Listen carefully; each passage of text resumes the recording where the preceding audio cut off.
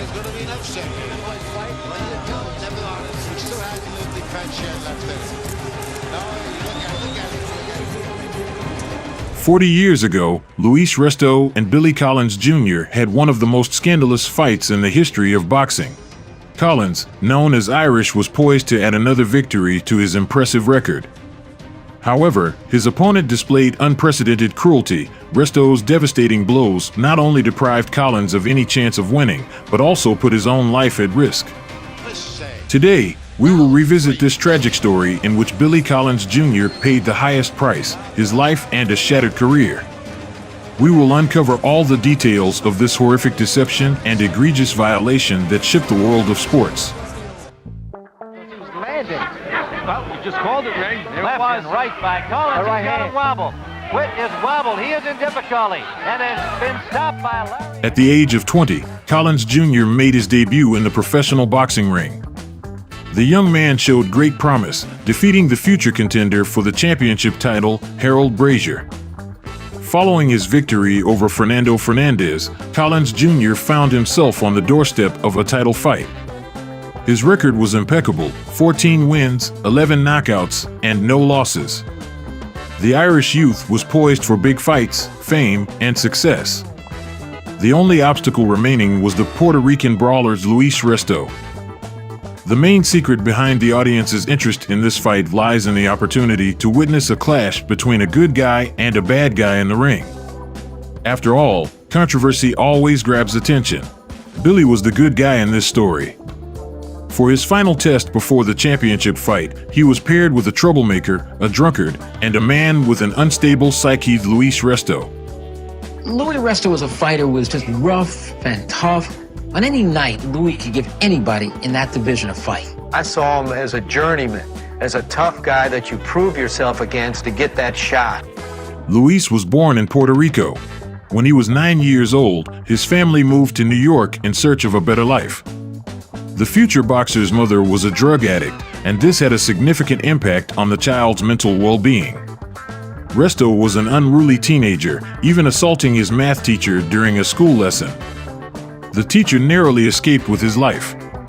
As a consequence, Luis was sent to a rehabilitation center for children with developmental disorders. His uncle, wanting to channel his nephew's energy in a more peaceful direction, introduced him to the sport of boxing. If the man had known how much trouble this would cause to many people later on, he would never have made that decision. Luis turned out to be a talented fighter. He won the Golden Gloves tournament in New York twice, earned a gold medal in the National Youth Championship, and was part of the U.S. national team. Resto's financial struggles pushed him toward the professional ring. He needed money. While in the U.S. national team, he met a coach named Carlos Panama Lewis. Under Lewis's guidance, Luis turned pro. After a series of victories, driven by the pursuit of big money, Panama matched his fighter against tough opponents. Bruce Curry and Luis Primera knocked out Resto. His dreams of championship glory and lucrative purses remained just dreams. Luis started abusing alcohol and experienced a mix of wins and losses. His career was heading toward the inevitable decline of an unsuccessful boxer. In late 1982 and early 1983, Resto unexpectedly defeated Robert Sawyer and Sammy Horn.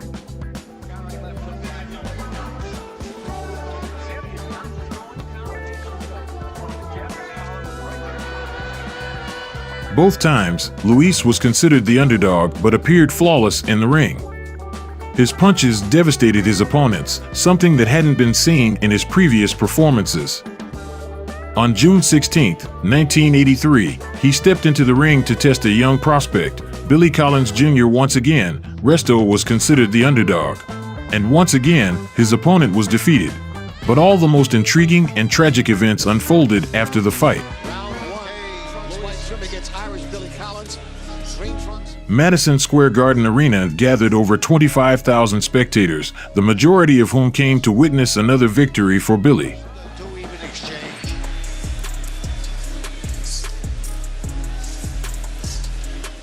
At first, everything seemed to be going according to plan. The Irishman moved well and delivered impressive combinations.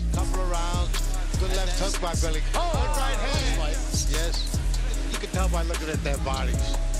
There's no fat hanging from their body. However, with each new punch absorbed from Resto, it was as if all of Billy's strength was being drained away. They're missing. They're not. You got the idea. You're right on the ball, Vic. Even amateurs could recognize the power behind Luis's blows.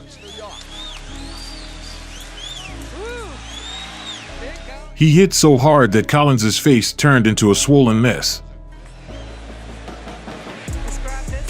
That's a good left hook. Billy remained aggressive, but his opponent's strikes made him cautious. It seemed as though Collins was not facing just one opponent, but an entire dozen of Luis Restos. The impact of the Puerto Rican's punches was horrifying. That's the right formula. That's the only way. That's the only way. He still has a little defense yet left in it. No, you look at it. He made it through all 10 rounds, but by the end of the fight, his face was a sight to behold, one eye almost completely closed, blood mixing with sweat, streaming down his face.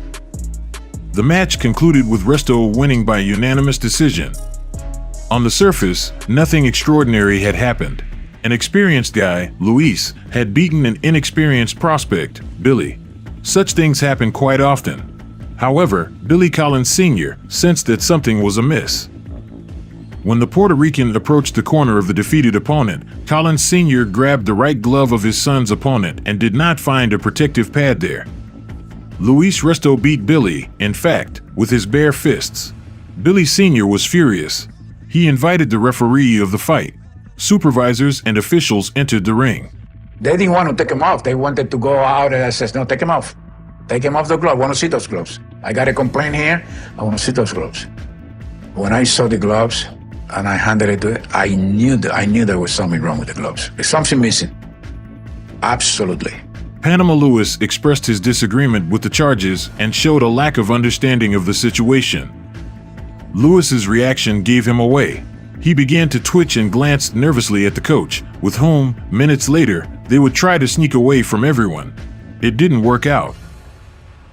The decision was unanimous in favor of Luis Resto, but shortly after the fight, Collins' handlers charged that Resto's gloves had been tampered with, that some of the required padding had been secretly and illegally removed, adding extra impact to Resto's punches. The New York State Athletic Commission apparently was suspicious, and they impounded Luis Resto's gloves. The New York State Boxing Commission conducted an independent investigation. Experts concluded that Panama Lewis intentionally removed a piece of protective padding from the glove of his fighter, Luis Resto, resulting in significantly harder punches from the Puerto Rican athlete. Holes were found in both gloves through which the protective padding had been removed. The result of the fight was changed to no contest. Lewis and Resto were permanently banned from boxing. However, this fact couldn't restore Billy Collins Jr.'s health. It seemed like every time he hit me, I could feel knots come on my head, and my eyes already started to swell about the fourth, fifth round, and I just couldn't figure it out, and he was some good body shots, and I'd never been hit like it before in my life. After the fight, he remained in a terrible condition. The next day, when he got off the plane, his father was leading him. He was blind. He had some sunglasses on, and he literally had to raise the skin around his eyes to take the sunglasses off. It was like a horror picture, and I guess I looked away or something, and I remember the first thing he said, "I'm your husband, look at me." The 21-year-old boxer was diagnosed with retinal detachment, resulting in a 70% loss of vision. Collins could no longer compete in the ring. He became disabled, and then family problems, constant job changes, financial debts, alcohol issues, mood swings, frequent fainting, and mental disorders. On March 6, 1984, less than a year after the fateful fight against Resto, Billy Collins Jr. took his own life. The athlete's car crashed at high speed into a drainage pipe near his home in Antioch, Tennessee. The boxer passed away before the arrival of the ambulance. He was 22 years old. After 3 years of legal proceedings, Luis Resto and his trainer, Panama Lewis, found themselves behind bars, charged with conspiracy, gross violation of boxing rules, and intentional infliction of serious injury to health and life. Lewis was sentenced to 6 years of imprisonment, of which he served 4 years, while Resto received a 3-year sentence and served 2.5 years. Both denied their involvement in the committed offense. Resto was released from prison and worked as a trainer for a long time, teaching young amateur boxers. In 2007, 24 years after his fight against Collins, he publicly apologized to the boxer's spouse and revealed some of the hidden truths. Luis confessed that Panama Lewis intentionally engaged in such manipulations with boxing gloves. It happened not only in the fight against Billy but also in other bouts. Furthermore, the Puerto Rican boxer revealed to the media that his mentor had created a plaster-like padding using gauze tape, significantly enhancing the impact and force of his punches inside the glove. Resto admitted that Panama, during the breaks between rounds, would give him some kind of drink that provided strength and energy. Lewis denied all the statements made by his former student. The story of the fight between Billy Collins and Luis Resto is a vivid example of how the desire for fame outweighed human life. 1983 was the best year of your life, No. but also the worst year of your life. No. That was the best year and the worst 9.